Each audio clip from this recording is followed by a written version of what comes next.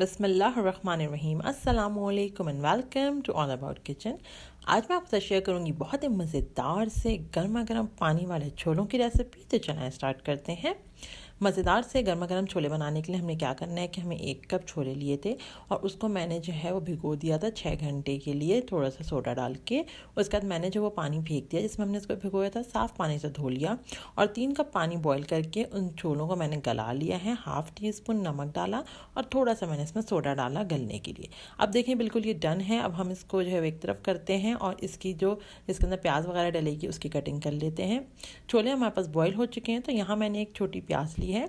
तो एक छोटी प्याज लेके उसको जो है हम कटर से काटेंगे और बहुत ही बारीक हमें इसके काटना है क्योंकि इसी से इसका टेस्ट आता है।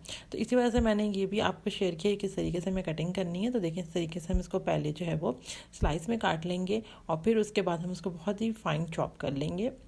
फाइन चॉप करते हुए हमें साथ में इसमें धनिया भी डालनी है। ये बहुत इंपॉर्टेंट पॉइंट है। इससे क्या होता है कि धनिया और प्याज का मिक्स फ्लेवर आता है और बहुत मज़े का लगता है। तो मैंने यहाँ पर 1 मुट्ठी भर के धनिया ले ली है। एक छोटी प्याज के साथ उसको बहुत ही फाइन चॉप कर लिया है। अगर आप हरी मिर्च पसंद करते हैं तो आप इस स्टेज पर हरी मिर्च भी डाल सकते हैं।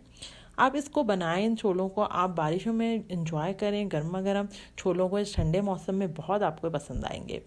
तो ये बहुत ताकत वाले छोले होते हैं क्योंकि इसमें हम जो छोलों का पानी है उसी से हम जो है वो मज़ा लेते हैं छोलों का। देखें ये धनिया और प्याज हो चुकी है, इसको एक तरफ करते हैं।